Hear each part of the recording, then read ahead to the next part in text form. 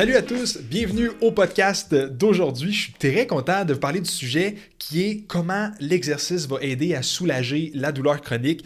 C'est un sujet qui est très important parce que c'est ce qu'on fait ici à tous les jours au Centre Kinétique, c'est-à-dire qu'il y a des gens qui viennent nous voir, qui ont de la douleur, qui ont mal quelque part et qui ne savent pas quoi faire comme exercice. Ils veulent reprendre une certaine activité physique, mais ils ont peur de bouger parce qu'ils ont peur d'avoir mal, d'aggraver leur douleur et tout ça. Donc, je veux aujourd'hui vous dire qu'est-ce que nous on fait ici, donner un peu de théorie sur qu'est-ce que la douleur chronique, pourquoi on a mal quand on se blesse puis que ça reste dans le temps, avec des exemples aussi. Alors, je trouve ça super important de faire ça. Puis aussi, ce qu'on se rend compte avec les clients qu'on a ici au centre, c'est que les gens ne savent pas des fois que l'exercice, c'est ça qui va aider à diminuer une douleur chronique. Et ben, quand les gens le savent, ben, ils ne comprennent pas comment ça peut aider. Fait que c'est vraiment, encore une fois, ce que je veux expliquer aujourd'hui. Fait qu'on va commencer avec, tout simplement, c'est quoi une douleur chronique? Donc, la douleur chronique, c'est une douleur qui va persister dans le temps. C'est quand quelqu'un a mal pendant X nombre de mois, X nombre d'années. C'est pas rare que ici, les clients qui viennent au centre vont nous dire « Hey, j'ai mal au dos depuis 7 ans, j'ai mal à l'épaule depuis les 11 dernières années. » Donc, il y a des gens qui vivent depuis très longtemps avec la douleur, qui ont essayé beaucoup de choses, puis qu'il n'y a rien qui a marché, en fait. Du moins, qu'il n'y a rien qui a marché à long terme, parce que des fois, ils ont eu des traitements ou des choses comme ça qui ont pu aider à court terme, mais la douleur finit toujours par revenir. Et là, ils se demandent qu'est-ce qu'ils peuvent faire pour aider à ce niveau-là. C'est juste cette semaine, je me rappelle, on a quelqu'un qui est venu pour justement voir comment on peut l'aider avec ça. C'est quelqu'un qui avait eu une hernie discale, puis ça fait 11 ans qu'elle l'a eu. Et ça fait 11 ans qu'elle vit avec ces douleurs-là. Puis elle se dit là, y a-t-il quelque chose que je peux faire? Y a-t-il des exercices que je pourrais faire qui pourraient m'aider? J'ai essayé d'en prendre sur YouTube pour voir qu'est-ce que ça peut faire. Et quand je les ai faits, ben, ça l'a causé de la douleur. J'ai eu encore plus mal. Alors, je ne sais pas si je suis voué à l'échec. Je suis pas capable de faire des exercices ou quoi que ce soit, mais avez-vous une solution pour moi? Fait que j'ai dit, bien sûr, on a une solution. Il faut juste, encore une fois, savoir quel genre d'exercice faire et il faut aller beaucoup plus loin que ça dans l'historique de la douleur chronique là, que la personne a là.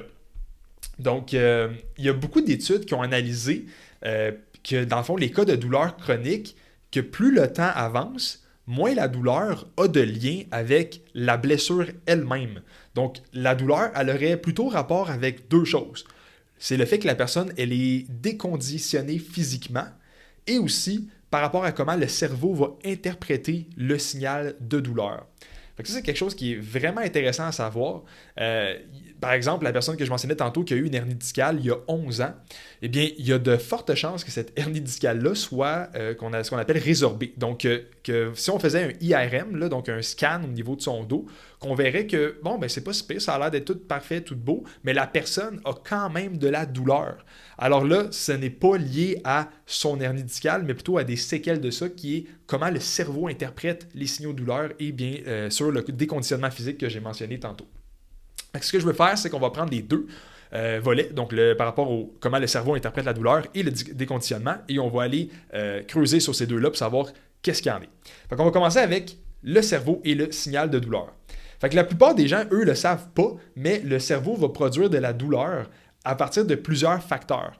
Donc, il y a nos croyances, il y a nos émotions, les antécédents qu'on a par rapport à des choses douloureuses qu'on a eues, notre style de vie, nos habitudes de vie. Il y a un paquet de choses comme ça qui influencent ce qu'on va ressentir comme douleur.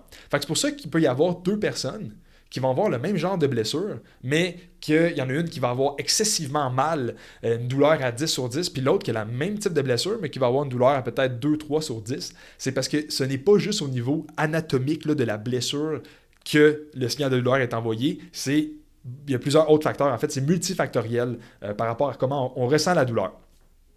Donc, il y a aussi un autre exemple que je pourrais donner par rapport à ça, c'est quand les gens vont être très stressés et que là, la douleur va augmenter.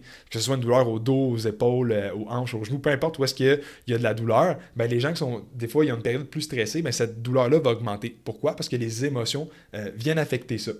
Un autre exemple aussi que j'ai, c'est des gens qui vont pas avoir de douleur aux dents ou de sensibilité aux dents, mais quand ils vont aller chez le dentiste, ben là, soudainement, sont beaucoup plus sensibles, ça fait mal les traitements au niveau du dentiste et tout ça, parce que la peur, en fait, d'aller chez le dentiste va venir augmenter les douleurs au niveau des dents. Fait que c'est pour vous dire que dans le fond, le cerveau, c'est lui qui contrôle l'intensité de la douleur en fonction de plusieurs facteurs, puis c'est pas nécessairement juste la blessure elle-même qui va causer une douleur. Fait que déjà, juste ça, les gens, des fois, font « Oh, tabarouette, je savais pas que ça pouvait être ça. » Donc, c'est très intéressant à savoir.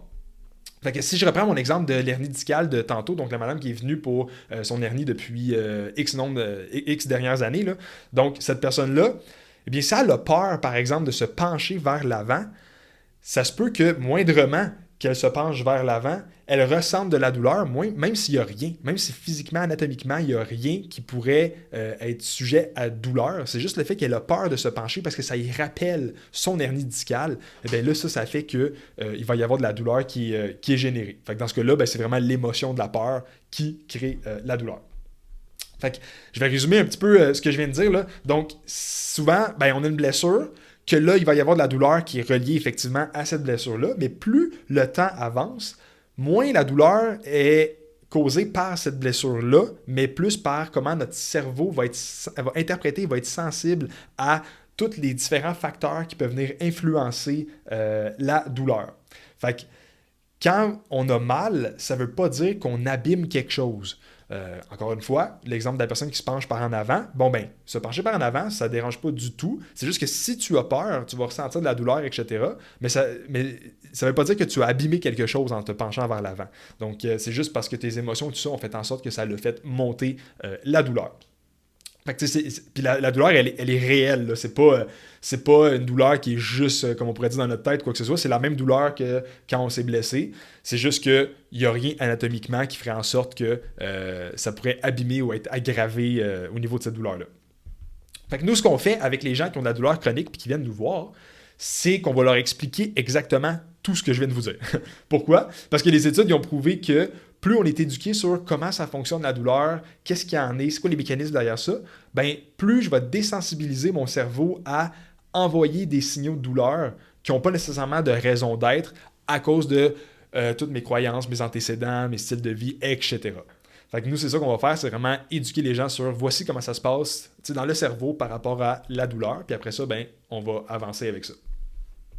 Donc voilà, j'espère que vous avez bien compris au niveau du cerveau. Des fois, c'est un petit peu plus étrange ou on n'a jamais vraiment entendu ça. Donc, j'espère que ça a été relativement clair pour ça. Et là, on va passer à la deuxième raison du pourquoi la douleur reste dans le temps. Et c'était par rapport au déconditionnement physique.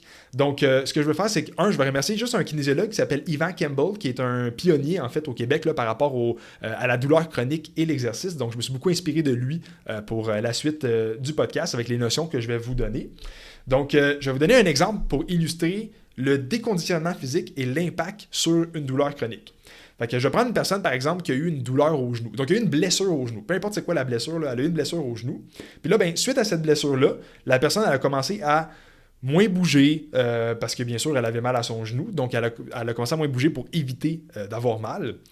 Par exemple, quand elle va monter les marches, elle va toujours prendre son autre jambe, celle qui n'est pas blessée, pour monter en premier, pour être sûr de ne pas avoir de la douleur qui est générée sur le genou qui a été blessé. Puis au fil du temps, je sais pas moi, si jamais il y a des ascenseurs à prendre, la personne elle va peut-être dire « Ah, j'aimerais mieux aller prendre l'ascenseur juste pour essayer de pas avoir de douleur qui est générée au niveau de mon genou. » Quand quelqu'un va lui proposer « On va-tu faire une randonnée en montagne? » Mais ça se peut qu'elle dise « Pas vraiment parce que j'ai peur pour mon genou. » Donc vraiment au fil du temps, la personne va faire de moins en moins d'activité physique par peur d'aggraver la douleur ou même parce que des fois, en fait, elle a mal. Elle a de la douleur qui est générée quand elle va faire des exercices comme ça. Fait que rendu à un certain point, la personne va être complètement sédentaire, donc ne va plus bouger. Et pourtant, elle a encore vraiment mal au genou parce qu'à chaque fois qu'elle va réessayer de faire de quoi, ça fait mal. Fait que qu'est-ce qui va expliquer tout ça? Donc, je vais vous expliquer un concept, c'est un peu un cercle vicieux qui explique très bien pourquoi les gens qui sont déconditionnés ont de la douleur. Donc, plus les capacités physiques vont diminuer, plus les efforts pour faire une petite activité de la vie quotidienne va augmenter. Donc, si je commence à être plus faible, moins de muscles, moins de force, une petite activité comme par exemple monter du premier étage au deuxième étage, donc on va dire 10-12 marches, ça devient vraiment plus difficile. Donc, mon effort pour faire ça va être vraiment plus difficile. Autre chose, si je suis beaucoup plus déconditionné, donc encore une fois, moins de force, moins de masse musculaire, etc., eh bien, je vais être plus fatigué dans ma journée parce que j'ai moins d'énergie, j'ai moins de masse musculaire qui me soutient et pas de force et tout ça. Puis ça fait en sorte que, encore une fois, toutes les petites activités que je veux faire vont être beaucoup plus difficiles. Alors, plus je suis déconditionné, plus c'est difficile de faire un effort qui est de mon activité de la vie quotidienne. Et il y a une corrélation directe entre l'effort pour faire une tâche et la douleur. Fait que si c'est très difficile pour moi de monter des marches, ben je vais avoir mal aux genoux parce que j'ai moins de force, j'ai moins de stabilité dans mon articulation. C'est difficile. Je vais me dire aussi que justement déconditionné, justement faible, que c'est normal que j'aie mal à mon genou, donc mes pensées vont influencer un peu tout ça. Alors, il y a vraiment une corrélation directe entre l'effort que je fais, s'il est grand pour une petite tâche, je vais avoir de la douleur qui est générée pour ça. Donc là, ce que ça va faire, c'est que je vais éviter toutes les activités qui me demandent un effort, effectivement, parce que j'ai mal quand je le fais. Fait que là, ce que ça fait, c'est que si j'évite toutes les activités, je me déconditionne physiquement. Si je me déconditionne, tout devient plus difficile. Si tout devient plus difficile, j'ai plus de douleur. Si j'ai plus de douleur, j'évite les activités, et ainsi de suite. Donc, on est vraiment dans un cercle vicieux au niveau du déconditionnement physique et de l'augmentation de la douleur. Fait que nous, ce qu'on fait avec nos clients qui viennent au centre, c'est qu'on brise ce cercle vicieux-là littéralement. Fait qu'on va trouver un moyen d'être capable de tranquillement rehausser la capacité physique d'une personne pour que ces petits efforts qui normalement lui causent la douleur ne deviennent pas des efforts très difficiles, mais qu'au contraire deviennent des efforts beaucoup plus faibles. Alors, ça, c'est par rapport au cercle vicieux du déconditionnement physique. Fait que, concrètement, nous autres, ce qu'on va faire, c'est qu'on va trouver des mouvements ou des exercices qui vont être adaptés à chacun, puis qui vont surtout augmenter la confiance de la personne d'être capable de faire des mouvements qui sont sains sans générer de douleur. Fait que c'est juste de tranquillement rebâtir la tolérance de la personne à faire des mouvements, puis il faut savoir par où commencer. Donc, c'est pour ça que, si vous vous rappelez, j'ai dit que ma personne qui a essayé des vidéos sur YouTube pour s'aider a eu de la douleur tout de suite après. Probablement que c'était des bons exercices, mais c'était peut-être pas le bon dosage. Il y en avait peut-être qui n'étaient pas non plus adaptés pour elle, dépendamment de sa douleur était générée comment, etc. Alors, c'est peut-être pas le fait que c'était pas un pas bon exercice, mais c'est plus c'était pas un bon exercice pour elle dans sa condition présentement. Fait que faut juste savoir par où commencer.